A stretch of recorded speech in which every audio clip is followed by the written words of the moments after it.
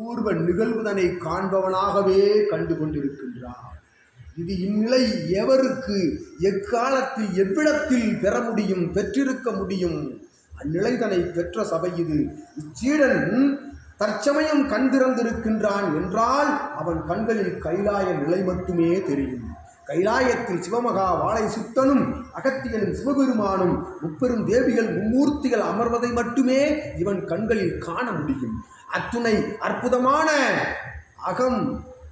மூடி புறம் திறந்த பொழுது பார்க்கின்ற காட்சிகள், காண்கின்ற காட்சிகள் அனைத்தும் அக்காட்சிகளே என்றும் அகத்தியன் யாம் உரைத்து இந்நிலையை அபூர்வ நிலையாய் கண்டு கொண்டிருக்கின்றார்கள். அற்புதமாய் உள்ளிருந்து எழும் ஆதி தமிழ் நிலையிலிருந்து கொடுக்கும் திருமுருகனுடைய அற்புதமான திருக்கூற்று அது. திருக்கூற்றாய், அருள் கூற்றாய், ஆசை கூற்றாய், ஆன்மீக நெறி கொண்ட கூற்றாய் வெளிவரும் அற்புதமான வார்த்தைகள் இவை. இதற்கு ஈடு கொடுக்க தீப்பிளம்பினை எரிய வைத்து அதற்குள் இருந்து வரும் ஆற்றலையும் ஆதி கைலாய சிவசூட்சம நூலின் ஆற்றலையும் இணைத்து பார்த்தால் சூட்சம நூலின் ஆற்றலே அதிபிளம்பாய் மேலெழுந்து நிற்கும் என்று அகத்தியன் யாம் நல்லாசி கொடுத்து சூட்சமமாய் காணும் சித்தன், சூட்சமமாய் காணும் சீடனது புறப்பார்வைக்கு நீ மட்டுமே தெரிவாய் சித்தனே.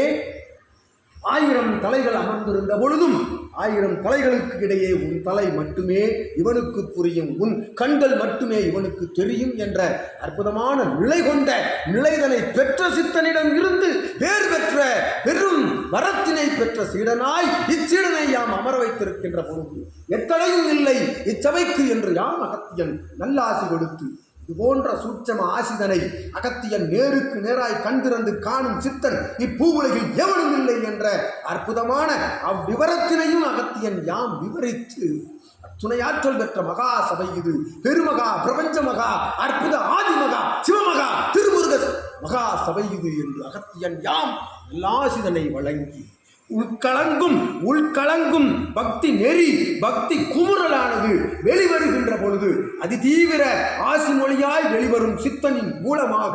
சீடனின் மூலமாக வெளிவரும் அற்புத ஆசி மொழிகளுக்கு ஈடான மொழி எங்கும் இல்லை என்று அத்துணை வார்த்தைகளுக்கும் ஈடான வார்த்தைகள் எங்கும் எவர் நாவிலிருந்தும் எழாது என்று அகத்தியன் யாம் அற்புதமான ஆசியை பாறை வார்த்து அமர்ந்திருக்கின்றோம். சித்தனே எத்தடையும் அல்ல எச்செயலும் புரிய எங்கு சென்று அமர்ந்த பொழுதும் இருநிலையும் அமர்கின்ற பொழுது மூன்றாவது எதிர்நிலை என்று எந்நிலையும் அல்ல என்பதை யாம் ஆணித்தரமான நிலையில் அகத்தியன் யாம் சுட்டி காட்டி அமர்ந்திருக்கின்றோம். சித்தனே எவனொருவனும் இருவரின் நிழல் பட நிலைகளை காண்கின்ற பொழுது அவன் உள்ளுக்குள் இருக்கும்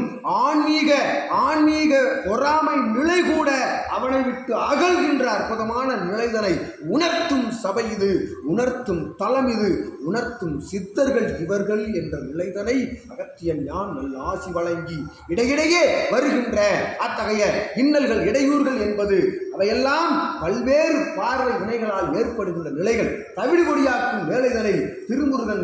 திருமுருகன் தன் ஆணையிட்ட சித்தர்களின் மூலமாக கண்டு கொண்டிருக்கின்றார் என்பதை அகத்தியன் யாம் விவரித்து அற்புதமாய்